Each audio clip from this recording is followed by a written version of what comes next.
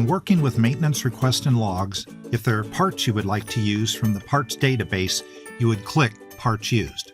First, check the box for how you would like your part list sorted so you can find it: part number, description, location, category, second category, or keep track part ID.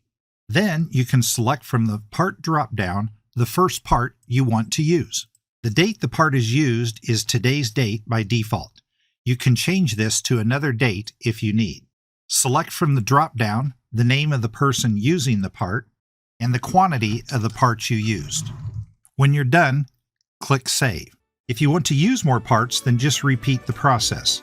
When finished using parts, just click Close.